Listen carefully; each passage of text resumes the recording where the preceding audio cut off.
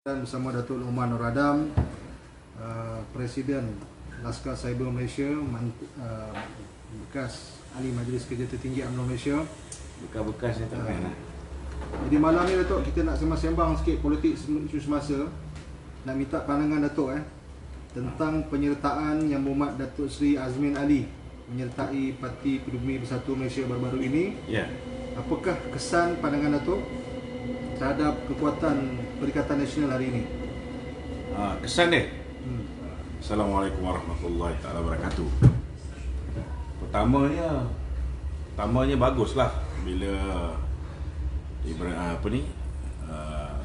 Azmin Ali menyertai PPPM. Maka secara automatik kita ada Perdana Menteri daripada PPPM dan kita ada timbalan Perdana Menteri daripada PPPM. Jadi bila benda ni berlaku, maka berlakulah ketidakseimbangan. Maka kita kena pandang benda ni positif. Positifnya ialah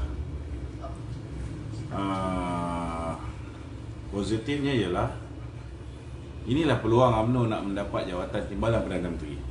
Sebab Azmin Ali sudah tidak layak untuk menjadi timbalan Perdana Menteri. Sebab pertamanya Muhyiddin sendiri pun tak layak jadi Perdana Menteri. Kursi yang sepatutnya jadi Perdana Menteri ni UMNO, tapi sekarang ni bila mana mereka dah buat move, dia dah curi 16 orang daripada UMNO, dia dah curi 9 orang daripada PKR menyertai PPBM. Selepas ni dia curi pula lagi 6 orang daripada PAN menyertai Bersatu. Kemudian ada 4 orang lagi daripada PKR. Dia akan curi dan jumlah mereka sudah jadi 42. So bila PPBM ada 42 kursi, dan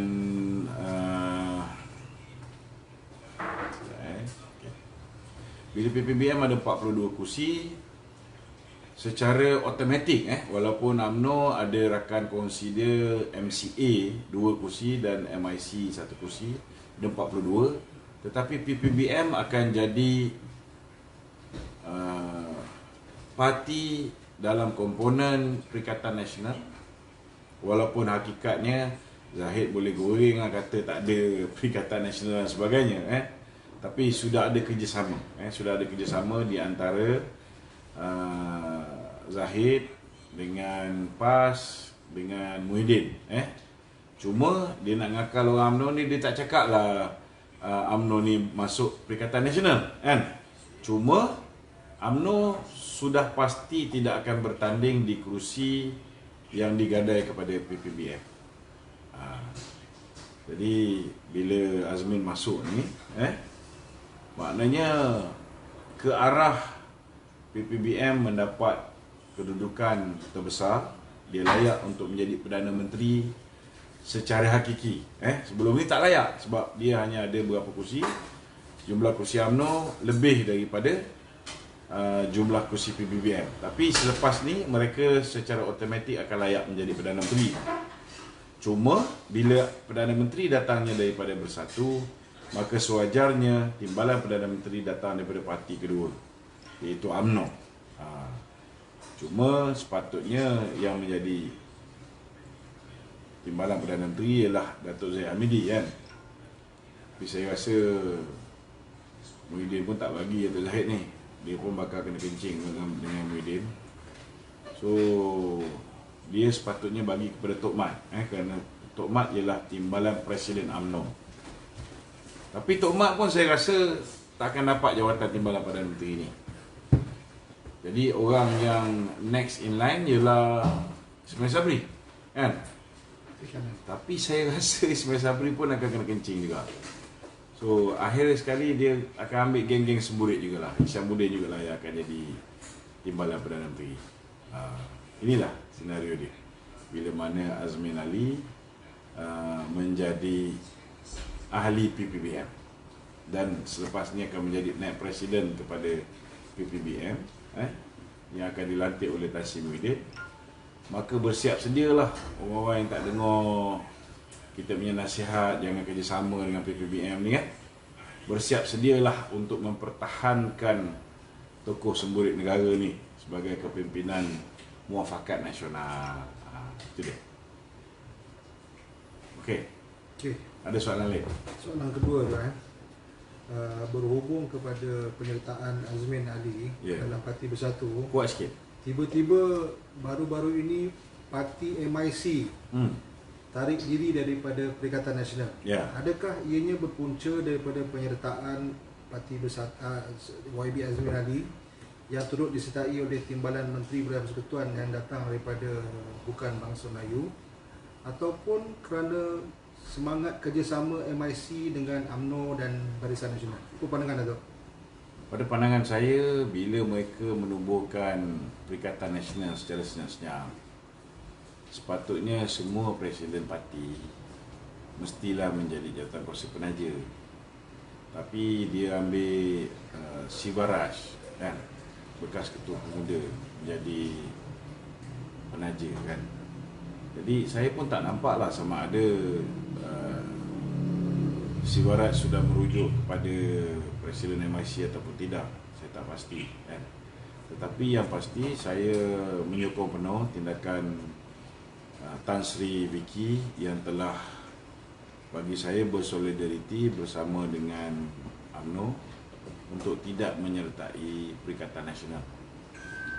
Cuma rakyat di bawah ni kita faham rakyat di bawah ni tak nak UMNO BN menyertai sebarang pakatan dengan PPBM. Maksudnya apa? Maksud dia, kalau pilihan raya umum yang lepas UMNO bertanding 122 kursi kawasan parlimen, maka kali ni kalau PAS bersama dengan UMNO, kursi yang PAS bertanding, tapi baki daripada 122 kursi itu sewajarnya UMNO bertanding. Bukan sandiwara yang dibuat oleh mereka ni. Mereka kata UMNO hanya kerjasama dengan Muafakat Nasional, dalam tu ada PAS, tapi PAS bekerjasama dengan Perikatan Nasional.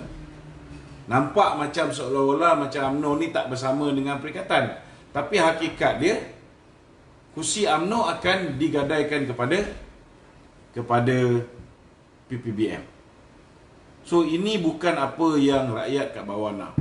Rakyat kat bawah hari ini nak supaya dalam pilihan raya akan datang semua kursi-kursi 222 kawasan parlimen, kalau Sarawak kita serahkan kepada GPS, kalau di Semenanjung dan Sabah hanya BN yang bertanding bersama dengan PAS. BN tu dalam dia ada UMNO, PBRS, MCA, MIC dan PAS. 5 parti je. Ini apa yang rakyat nak lihat.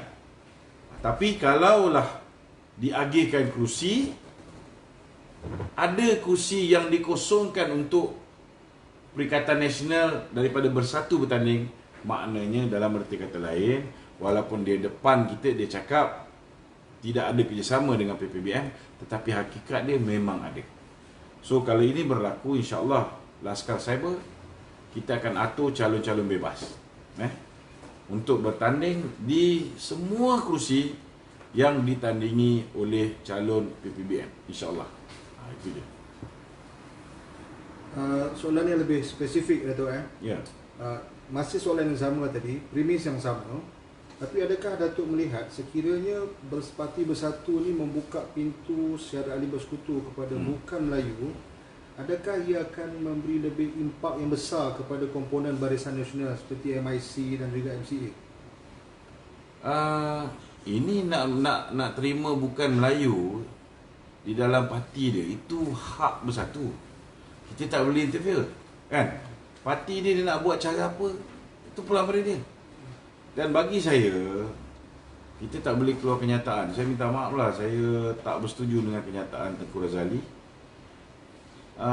dengan mengatakan bahawa kita patut keluar kerana bersatu mengambil ahli bukan Melayu. Kerana itu kita patut keluar ataupun tidak menerima bersatu daripada Muafakat Nasional. Saya rasa alasan tu saya tak boleh terima, minta maaf lah. Kita tak boleh ambil pendekatan resis bagi saya. Kerana saya berpandangan bahawa hak untuk membuka keahlian kepada mana-mana kaum itu terpulang kepada parti tersebut. Kan? Kalau kita komplain bersatu nak ambil ahli daripada contohnya macam ahli Parlimen Segamat untuk menjadi ahli dia, kan? Sebenarnya mereka hanya memperbodohkan ahli mereka sendiri. Sebab nama parti dia ada perkataan pribumi. Jadi mana datang Sentara ni jadi pribumi, kan? Itu masalah dia, kan? Tetapi kita tak boleh keluar daripada Pakatan Muafakat Nasional ataupun menolak bersatu semata-mata kerana mereka membuka keahlian kepada bukan Melayu. Ini tak boleh. Nampak kita ni seolah-olah macam resis lah, kan? Dan kita kena tahu juga, dalam masa yang sama kita berada di dalam Muafakat Nasional bersama PAS. PAS ada Dewan Perhimpunan bukan Islam ni. Ada India, ada Cina. So macam mana kita boleh terima PAS yang ada India, ada Cina dalam Dewan Himpunan bukan Islam dia, tapi kita tak boleh terima bersatu? Yang itu saya tak berapa setuju. Bagi saya itu hak bersatu, pulanglah, kan? Kalau saya pun saya cakap terus terang, kan, kita tak boleh salahkan bersatu. Kita patut salahkan BN. Kenapa sehingga hari ini BN duk sembang kata nak buka keahlian dia secara langsung. Orang yang nak menyampah dengan UMNO ni, tapi dia masih nak sokong BN. Betul tak? Buka keahlian direct membership. Ini dah sembang lama dah ni. Zahid dah sembang lama, tapi tak buat. Betul tak? Orang ada yang tak bersetuju dengan MIC, tak bersetuju dengan MCA, tapi dia tetap setia dengan BN. Maka bukalah keahlian kepada direct membership. Jadi kita tak boleh salahkan bersatu. Itu hak bersatu. Dia nak ambil bukan Melayu sebagai member dia. Okey. Tok, ni satu soalan yang luar dari konteks Muafakat Nasional atau Perikatan Nasional. Ini berhubung rumus kabar angin yang kuat mengatakan yang YB Syed Saddiq berkemungkinan besar akan menubuhkan parti yang berasaskan belia untuk masuk ke Pertandingan Pilihan Raya tak lama lagi. Apakah pandangan Datuk tentang perkara ini? Adakah ia akan memberi kesan besar kepada Barisan Nasional? Ya, saya tujukan pada Barisan Nasional dulu, ya. Ataupun Datuk rasa kemungkinan YB Syed Saddiq ni boleh menarik pengaruh anak-anak muda untuk menyertai dan menyokong mereka? Pertama sekali, kita kena raikan demokrasi. Siapa pun nak tubuh parti, itu hak dia. Itu hak yang dijamin dalam perlembagaan. Yang keduanya, yang kita kena faham bahawa ini semua modus operandi ataupun grand design Mahathir. Kenapa dia orang ni kelang kabut nak masuk Muafakat Nasional? Kenapa tiba-tiba nak bercantum dengan kita? Kenapa mulanya sandiwara pergaduhan antara Mahathir dengan Muhyiddin? Kena tahu. Sebabnya mereka sudah tidak boleh memenangi hati orang Melayu untuk memenangi pilihan raya akan datang. Dulu sebelum 9 hari bulan Mei tahun 2018, mereka boleh tipu. Mereka boleh kata Najib penipu ataupun pencuri, perompak, penyamun. Apa dia tak cakap pada Datuk Seri Najib? Betul tak?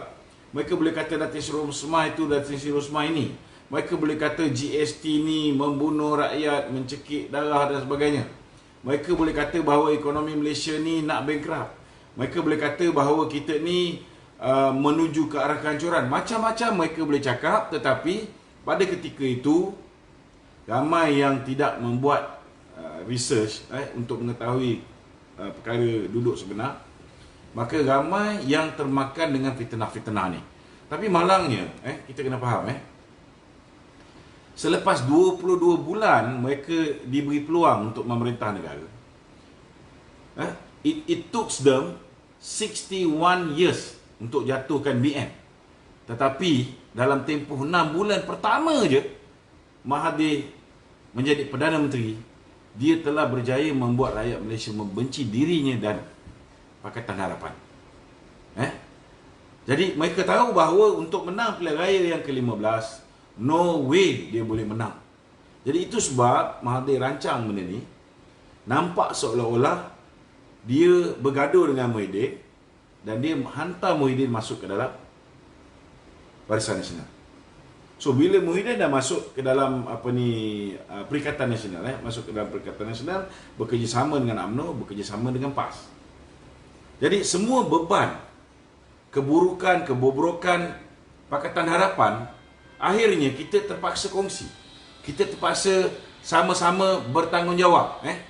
Dan ini menyebabkan sifat benci pada Azmin Ali, sifat benci kepada penyelewengan yang dilakukan oleh Muhyiddin dulu, oleh menteri-menteri Pakatan Harapan, semua tu akan terpalit kepada UMNO dan juga PAS sekali. UMNO dan juga PAS. Okay.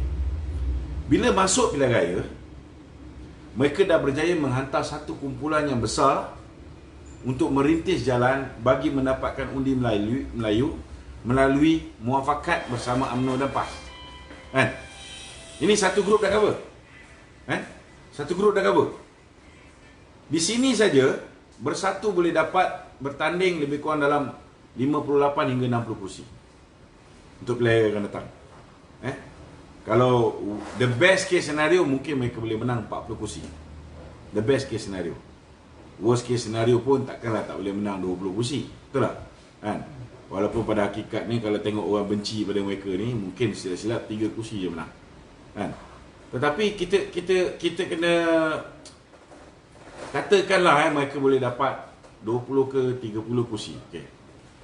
Kemudian Mahathir, apa peranan yang Mahathir main?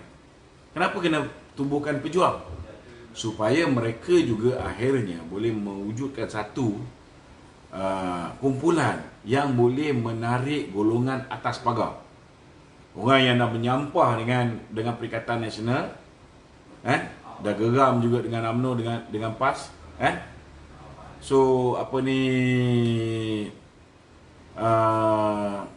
satu golongan lagi, orang yang tak boleh menerima Perikatan Nasional, PH, PH tak boleh terima, PN dia tak boleh terima, BN dia tak boleh terima. Maka golongan Mahathir ni, Mahathir, Mazli Capang dan sebagainya ni, mereka akan cover kumpulan ni. Tapi ada juga kumpulan yang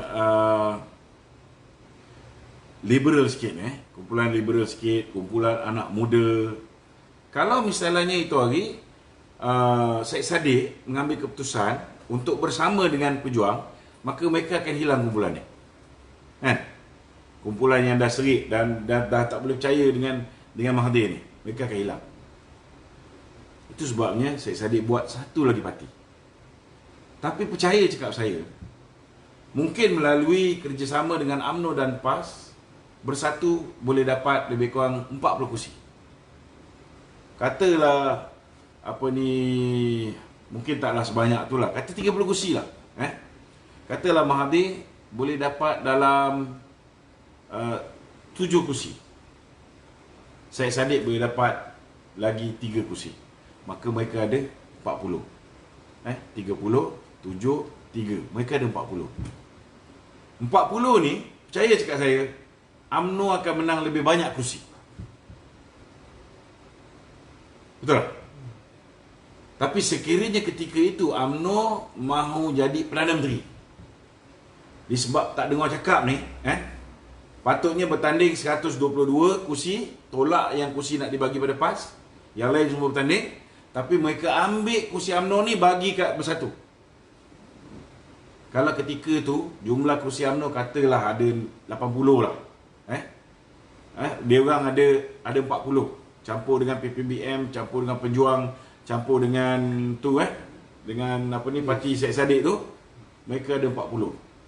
Agak-agak lah kalau UMNO tak bagi Muhyiddin jadi Perdana Menteri balik, ke mana kumpulan Muhyiddin ni akan pergi?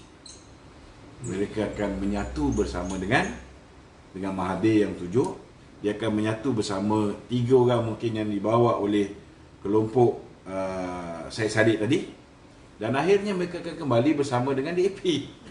Yang ini yang ramai tak faham. Itu sebabnya saya cakap terus terang, kita tak boleh buat perjanjian dengan syaitan. Sebab mungkin awal-awal tu syaitan tu akan bagi kita apa kita nak, tapi last sekali dia akan makan darah kita boleh. Ini pasti.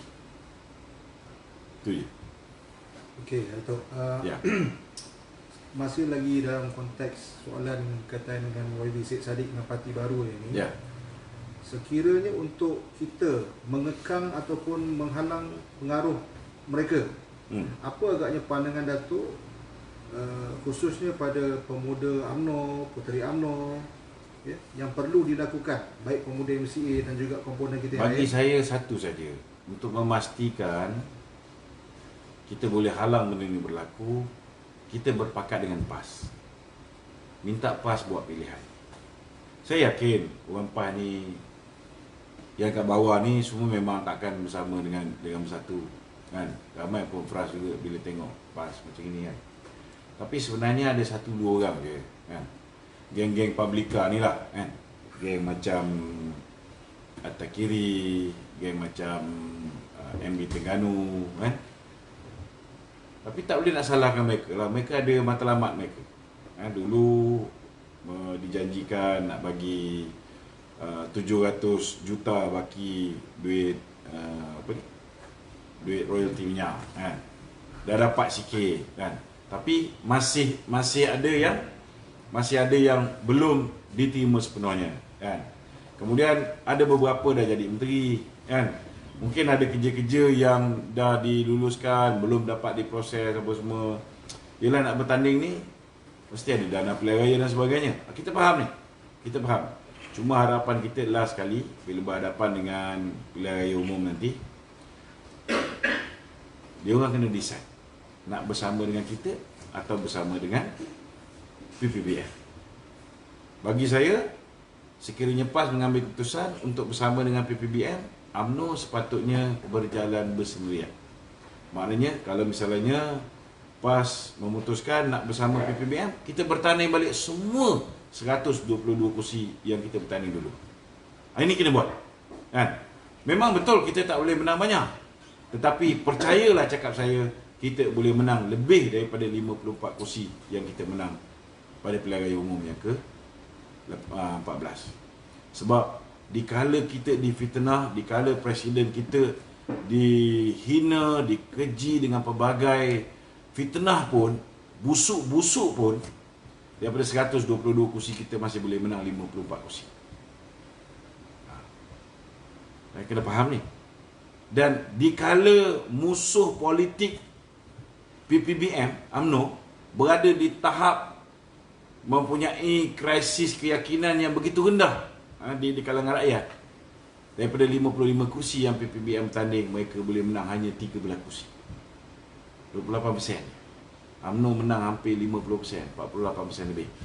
Jadi cuba bayangkan dengan kesedaran rakyat tentang fitnah yang dilontarkan ke atas UMNO dulu, dan kesedaran rakyat selepas 22 tahun mereka bagi peluang kepada PH memerintah, akhirnya janji tak ditunaikan, apa yang Datuk Seri Najib bagi habis dirampas balik, negara menjadi kucar kacir, Islam jahanam, kedudukan Raja-Raja Melayu jahanam, kedudukan bahasa Melayu hancur, kedudukan Hak Istimewa Melayu hancur.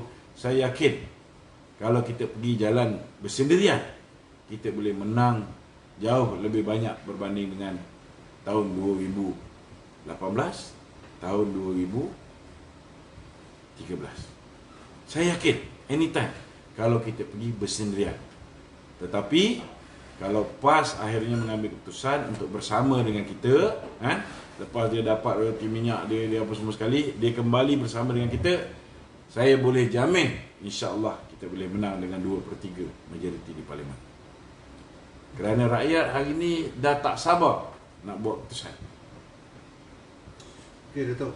Soalan seterusnya, ketika Kerajaan Perikatan Nasional baru mula-mula mengambil alih, dan Tan Sri Muhyiddin pun menunjukkan performance yang menakjubkan, membantu rakyat dalam keadaan COVID dan semacamnya. Dia Namun bukan hari ini, performa menakjubkan. Dia ada Datuk Najib yang memberi nasihat daripada hari ke hari. Dia ada orang macam Datuk Seri Ismail Sabri, Dr. Adham Baba. Yang perform ni kebanyakannya Menteri-Menteri UMNO. Kan? Dia ada orang yang ada pengalaman sekeliling dia. Kenapa PH gagal? Sebab mereka hanya ada seorang Perdana Menteri yang ada pengalaman 22 tahun, tapi pengalaman dia cuma pengalaman mengayakan anak dan kroni. Akhirnya tidak ada apa yang rakyat dapat nikmat sepanjang tempoh 22 bulan mereka jadi Perdana Menteri. Tapi kenapa bila Tan Sri Muhyiddin mengambil alih, bila dia mendengar nasihat-nasihat daripada Datuk Seri Najib, dia setidak-tidaknya boleh bawa sedikit perubahan berbanding dengan apa yang dilakukan oleh kerajaan Pakatan Harapan, kan? Ini kerana dia banyak mendengar idea-idea yang dilontarkan oleh Datuk Seri Najib Tun Razak dan dia dibantu oleh menteri-menteri daripada UMNO. Itu je, kan? Tak adalah popular sangat. Kalau popular, senang je. Kalaulah betul lah Muhyiddin ni yakin yang dia ni satu aset yang boleh dijual, nama dia ni boleh dijual, bertandinglah atas tiket bersatu. Tengok, saya boleh jamin 3 je. Saya boleh jamin 3 je dia menang. Pak Agong, apa ni, Langkawi Langkawi pun cakap tak boleh menang, kan? Satu lagi apa ni, Jerlun dan Pak Mukris. Pakai, cuba try pakai. No way dia tak boleh menang. Kalau dia betul-betul popular macam yang dia cakap kan, gunakanlah populariti diri saya, kan? Dia tak cakap guna populariti ni kaji ke apa, kan? Cuba bertanding atas tiket sendiri, kan? Tapi kenapa dia beria-ria lepas dia sumbat Datuk Najib ke dalam penjara? Keputusan untuk kenakan Datuk Najib 12 tahun penjara dan juga denda sebanyak 210 juta. Besok je terus dia kata dia nak masuk ke dalam Muafakat Nasional, kan? Ini satu benda yang bagi saya memang tak boleh terima lah orang zalim macam ni, kan? Minta maaf lah, kan? 10 benda dia cakap, 11 saya tak percaya, kan? Orang lain nak percaya, terpulang. Tapi saya memang takkan percaya manusia bernama Muhyiddin Yassin, kerana track record dia asyik menikam orang, kan? Dia tikam daripada dulu lagi, dia tikam Pak Lah, dia tikam Najib, dia tikam last kali dengan Mahathir pun dia tikam ke sandiwara, kita tak tahu, kita tengok Tapi Datuk, saya nak sambung soalan tadi lagi. Dalam keadaan kita berhadapan dengan PKP sepanjang tempoh 3-4 bulan ni, kan, Tan Sri Muhyiddin dan Kerajaan Perikatan Nasional telah berjaya mengimbangi kesusahan rakyat, masalah-masalah rakyat itu dapat dibantu rakyat ni. Cuma Datuk, akhir-akhir ni bila kita ada pandangan bila kemasukan bagi Datuk Seri Azmin Ali dan kumpulannya bersatu sang pecah 3. Pertama, hardcore asal bersatu, kedua ex-UMNO, dan yang ketiga ex-PKR. Lazimnya bila masuk je waktu pilihan raya ni akan ada kumpulan-kumpulan yang protes, kumpulan-kumpulan yang sabotaj.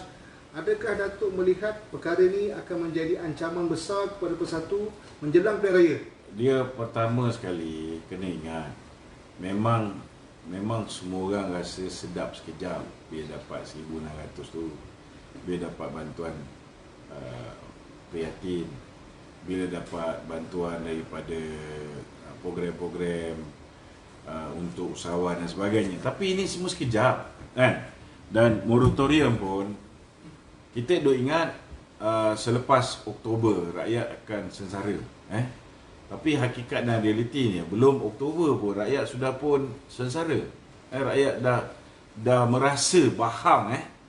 Sebenarnya sepatutnya daripada bulan April tu sehinggalah bulan Oktober, 6 bulan ni sepatutnya bila rakyat tak perlu bayar sewa beli kereta, tak perlu bayar sewa beli rumah, tak perlu bayar kita punya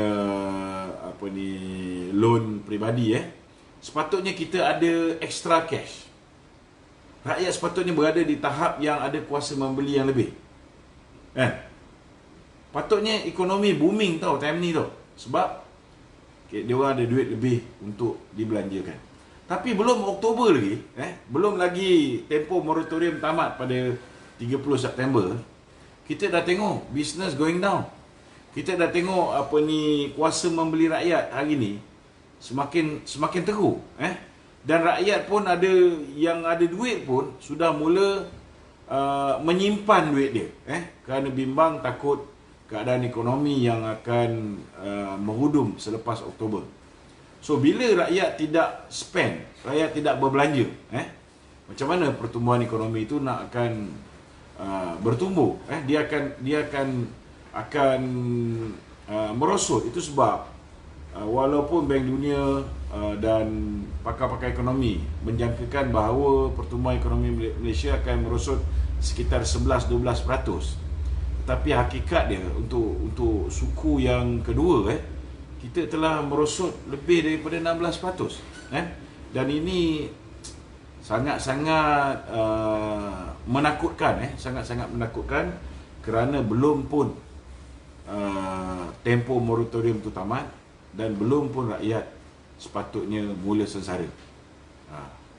Jadi kalau setakat pergaduhan dalaman dalam PPBM kerana kemasukan Azmin ni, itu normal lah, bagi saya normal. Kawan-kawan bersatu pun duk suruh saya tembak balik Azmin Ali ni kan.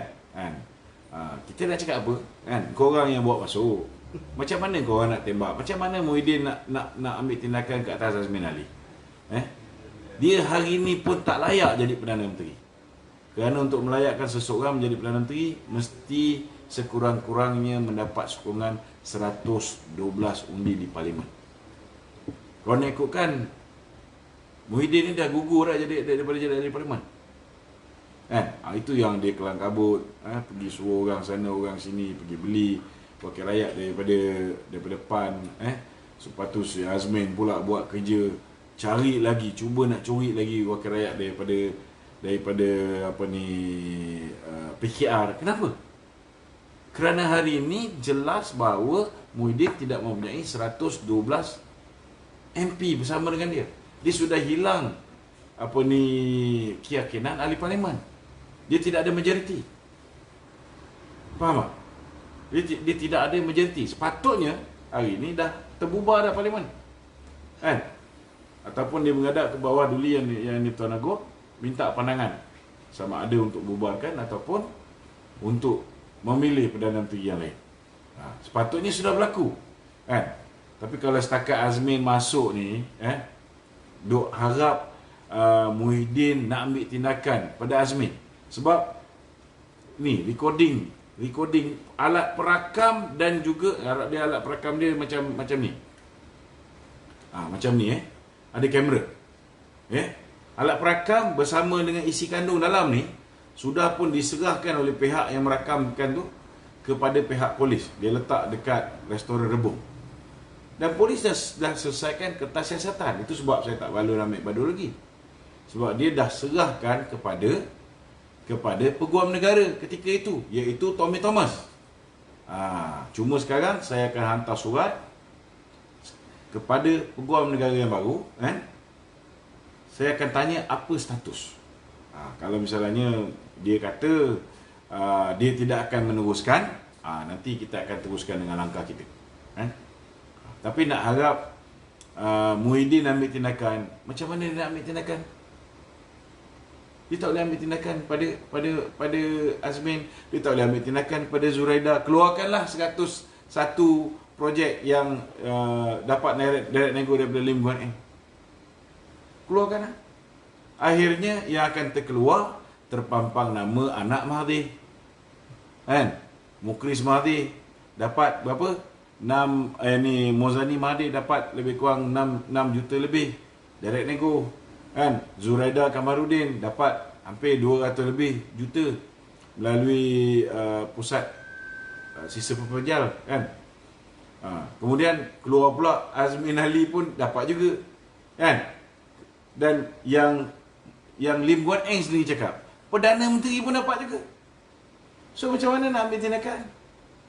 Percayalah cakap saya, selagi yang menjadi Perdana Menteri itu datangnya, asal usulnya datangnya daripada Pakatan Harapan, tidak ada Menteri Pakatan Harapan yang lama baik yang baru yang akan ke penjara. Mereka bukan macam kita. Kita dulu, kita tegas. Khair Toyo, menteri besar, kan?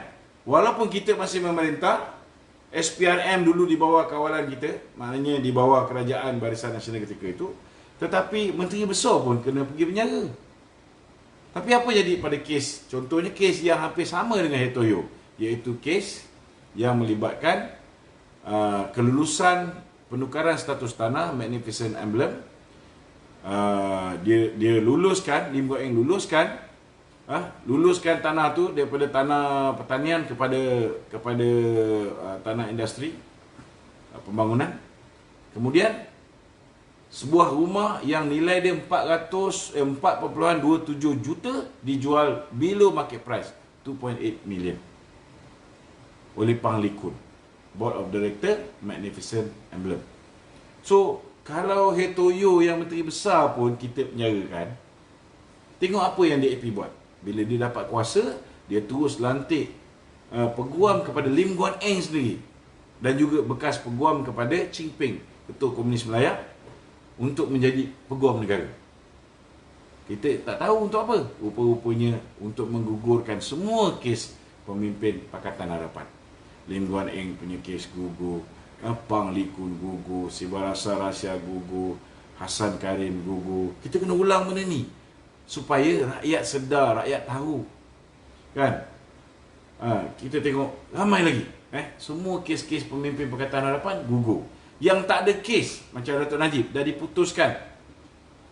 Orang yang masukkan tu memang niat jahat. Ni Faisal, dia masukkan lepas tu dia lari. Ni orang ni yang masukkan tu pun kau tak ambil keterangan dia. Orang yang bagi arahan Jolo pun kau tak ambil keterangan dia. Macam mana Datuk Najib boleh didakwa? Bukan setakat didakwa, dah dijatuhkan hukuman. Tak nampak lagi law of the jungle Pakatan Harapan ni. Itu sebabnya benda ni kita kena bangkit.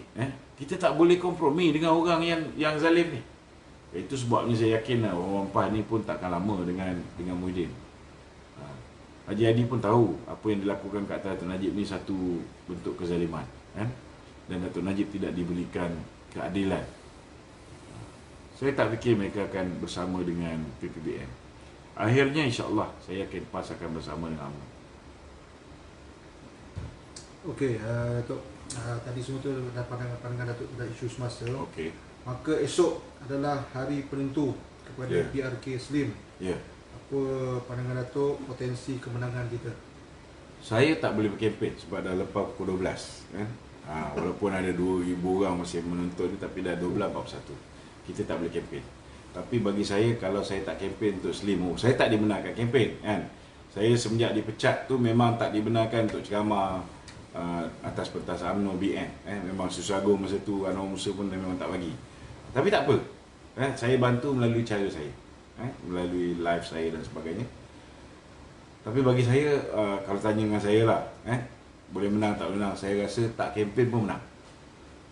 Sebab rakyat sudah make up dia mind. Kita yang pening, bagi saya keputusan sepatutnya lebih baik. Itu je saya boleh cakap. Keputusan esok sepatutnya lebih baik. Tapi disebabkan ada beberapa keputusan yang tak bijak, contohnya membenarkan manusia yang terpalit dengan skandal seks luar tabi'i, kan? Tokoh semburit negara kau pergi hantar pergi berkempen, buat apa? Betul tak? Baik-baik orang tak jijik dengan BN, hari ni orang dah mula pandang serong pada BN. Jadi benda ni kalau pemimpin UMNO, Barisan Nasional masih berterusan dalam pilihan raya yang akan datang, bekerjasama dengan manusia bernama Azmin Ali, Muhyiddin Yassin, maka you are digging your own grave, Maknanya sendiri hadap lah kan. Saya boleh bagi pandangan, tapi saya tak boleh paksa orang dengar pandangan-pandangan kita. Ini terpulanglah pada dia orang kan. Macam Anwar Musa nak marah kat saya, kata saya ni anggap seolah-olah macam saya seorang bijak kan. Nak kata saya bodoh, saya tak bodoh lah sangat kan. Tapi bagi saya, setidak-tidaknya saya ada sedikit kelebihan berbanding dengan Anwar Musa. Saya boleh tahu bahawa main buntut tu salah. Itu je kan. Dulu Anwar Musa dia tahu benda ni salah, tapi sekarang dah tak nampak macam tak berapa nak salah. Dah boleh mesra dah. Yang itu je beza lah. Jadi kalau dia kata saya rasa saya bijak, bab ni saya rasa saya sikit je bijak daripada dia. Dia patut tahu sebagai seorang yang berpengalaman. Saya hormat Tan Sri Anwar Musa ni. Orang yang berpengalaman, orang yang pandai berceramah, pandai mengulas apa-apa. Tapi bagi saya lah dia kena kurangkan bagi kenyataan-kenyataan. Kerana kenyataan-kenyataan dia tu tidak mewakili UMNO. Kenyataan-kenyataan dia tu banyak tidak mewakili Majlis Kerja Tertinggi UMNO. Kan?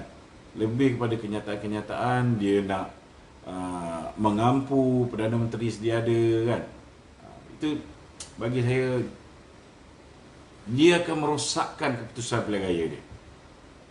Akan merosakkan keputusan pilihan raya dia. Saya tak tahulah dia nak bertanding kat mana, sebab saya pasti dia tak akan dapat keterer. Saya pasti dia tak akan dapat keterer. Sebab orang yang dia lawan yang kalah teruk tu pun dah jadi Menteri Kanan. Kan? Takkan tak boleh fikir. Bersiap sedia lah nak bertanding kat Putrajaya ke, bertanding kat Kubang Kerian ke, bersiap sedia. Okey? So, okey Datuk, terima kasih. Okey, Assalamualaikum warahmatullahi Kita akan bersama lagi pada wabarakatuh. kesempatan yang akan datang. InsyaAllah, insyaAllah.